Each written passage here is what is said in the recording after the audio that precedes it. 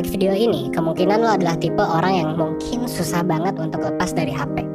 Rasanya kayak gak nyaman aja gitu kalau nggak buka HP. Meskipun bisa jadi sebenarnya lo nge-scroll tuh tanpa tujuan gitu. Lo main medsos tuh tanpa tujuan. Dan kalau udah kayak gini kadang-kadang malah bablas. Awalnya mau ngerjain tugas, ya habis sendiri malah setengah jam buat ngeliatin HP atau medsos.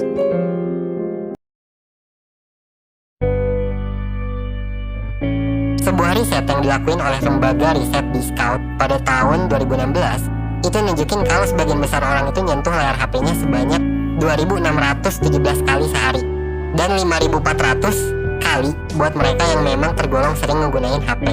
Nah, angka-angka ini kemungkinan besar ya itu sebenarnya di tengah pandemi ya, itu bisa meningkat sih ya gitu ketika sekarang. Nah, masalahnya adalah HP dan segala apapun yang ada di internet ya itu didesain supaya bikin kita kecanduan, supaya bikin kita balik lagi. Nah, ini juga sebenarnya adalah salah satu alasan kenapa orang kesulitan buat berhenti scrolling, buat berhenti dari sosmed. Nah, terus emang gimana sih HP dan internet itu bisa adiktif? Nah, kalau menurut salah satu ilmuwan tingkah laku ya, hormon dopamin adalah alasan di balik semua ini. Dopamin sendiri adalah hormon yang ngatur sensasi dari rasa senang di tubuh kita. Jadi bisa dibilang kalau kita lagi ketawa gitu ya, ngeliat meme lucu atau seneng nonton anime gitu, artinya si hormon dopamin inilah yang lagi dirilis sama tubuh dan membuat kita ngerasain itu semua. Terus ternyata penelitian-penelitian tentang dopamin juga nunjukin kalau selain munculin rasa senang, dopamin juga bisa munculin dorongan atau motivasi di dalam diri kita buat nyari hal-hal yang bisa bikin kita ngerasa senang. Nah, inilah yang akhirnya bisa bikin kita terdorong buat buka HP, buat scrolling medsos dan nyari hal-hal menarik di dalamnya. Nah, terus begitu kita udah mulai buka medsos dan nemuin hal yang menarik, sistem dopamin kita ini gak akan berhenti begitu aja. Dia bakal terus-terusan untuk mendorong kita buat nyari lagi postingan menarik yang bisa bikin kita ngerasa seneng. Kebetulan hal ini juga didukung sama ya medsos atau aplikasi lain di HP kita yang gak ada habisnya untuk ngedein hal menarik yang dicari si dopamin ini. Nah, masalahnya sistem dopamin itu gak ngasih sinyal kepuasan di tubuh kita. Artinya apa?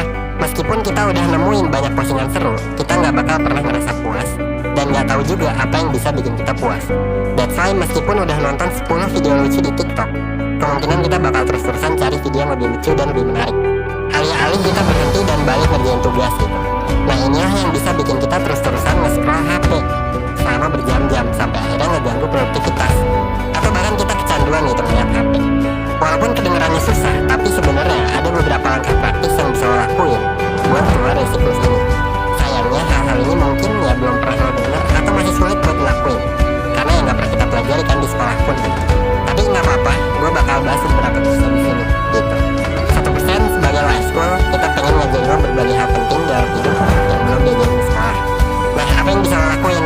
Well, hal pertama yang bisa lo lakuin adalah kalau misalnya lo kesulitan gitu ya berhenti main HP, lo akui aja bahwa lo punya masalah ini. Jadi lo mengakui dulu nih bahwa lo punya masalah ini, so lo bisa fokus untuk nyari solusinya dan bukan lo denial gitu ya atau pura-pura kalau lo baik-baik aja gitu. Nah, kalau misalnya lo udah mengakui bahwa lo punya masalah, lo bisa mulai coba untuk ngelakuin upaya-upaya buat ngontrol penggunaan HP lo. Salah satu hal yang bisa lo coba adalah dengan ngatur jadwal spesifik buat main medsos. Misalnya lo bisa bikin aturan kalau lo nggak boleh cek medsos sebelum jam 5 sore dan misalnya lo cuma boleh main maksimal 2 jam sehari. Nah, terus supaya lo nggak tergoda buat buka medsos untuk refreshing di tengah-tengah pusingnya kerja, lo bisa ngejauhin diri lo dari HP setiap kali lo lagi kerja. Mungkin lo bisa coba untuk simpen HP di ruangan lain atau kunciin HP lo di lemari. Lo juga bisa pastiin sih kalau semua hal yang lo perluin buat kerja itu bisa lo buka dari laptop supaya lo gak perlu cari-cari HP. Perkembangan teknologi dari tahun ke tahun kian pesat, terutama dalam teknologi komunikasi. Dalam dekade terakhir, ada banyak inovasi yang hadir untuk mempermudah jalinan komunikasi. Banyak aplikasi berbasis fitur internet yang bisa dijalankan di smartphone, seperti browser, game online, email, sosial media, dan masih banyak yang lainnya. Saat ini, sebagian remaja menggunakan smartphone sebagai media komunikasi. Smartphone menjadi barang penting dan harus dibawa kemanapun. Remaja yang secara psikologis masih labil dan mencari jati diri, senang dengan menunjukkan eksistensi di sosial media. Anggapan katro ketika tidak memiliki akun sosial media, nampaknya sudah menjadi budaya lumrah di kalangan remaja. Menulis status mulai dari kegiatan sehari-hari hingga curahan isi hati menjadi rutinitas harian. Sudah menjadi hal yang lazim saat media media sosial menjadi tempat curhat bagi para pengguna. Hal ini menjadikan para remaja senang hidup dalam dunia maya dibanding dunia nyata. Selain itu, smartphone juga beresiko menurunkan daya konsentrasi penggunanya. Berdasarkan penelitian yang dilakukan oleh Dr. David B. Goodman, smartphone memiliki karakter yang mampu membuat penggunanya melakukan sejumlah hal dalam waktu bersamaan atau multitasking. Hal ini cenderung membuat seseorang kesulitan menyerap informasi karena fokus yang mudah beralih dari satu hal ke hal lainnya.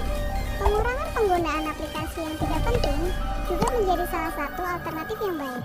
Bersikap bijak terhadap perkembangan teknologi dapat menjadi solusi dalam mengurangi sederet dampak negatifnya, mulai dari diri sendiri dan orang-orang di sekitar kita.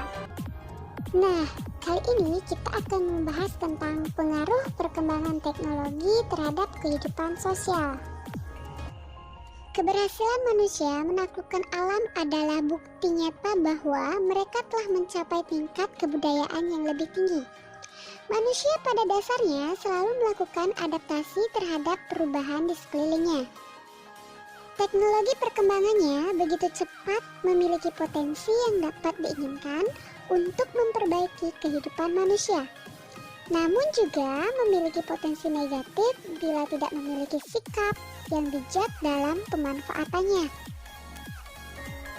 Potensi positif dapat dikembangkan di berbagai bidang seperti yang pertama, adanya teknologi memperluas lapangan pekerjaan yang dapat menyerap banyak tenaga kerja.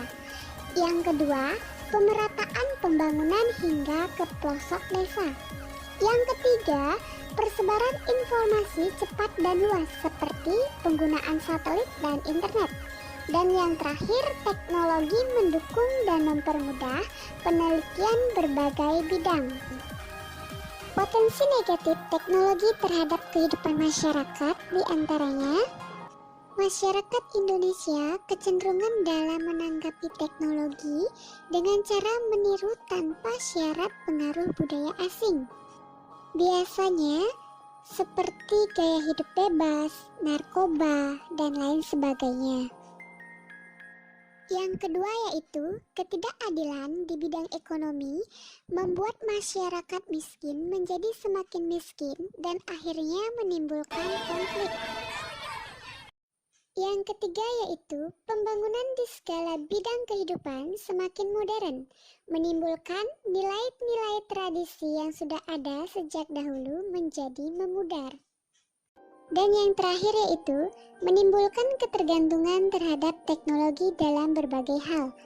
Karena itulah, kita juga harus bijaksana dalam memanfaatkan kemudahan teknologi informasi ini, karena selain punya banyak manfaat, tetapi juga ada hal-hal yang harus kita waspadai, apalagi terhadap pengaruh jejaring sosial.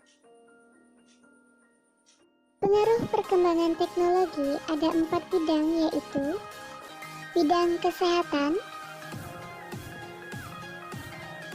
bidang komunikasi, bidang ekonomi, dan bidang pendidikan. Adapun pengaruh-pengaruh negatif perkembangan teknologi yaitu pengaruh perkembangan teknologi pada jejaring sosial juga berpengaruh negatif dan harus diwaspadai karena sering berpengaruh dalam kehidupan sosial khususnya pada remaja. I know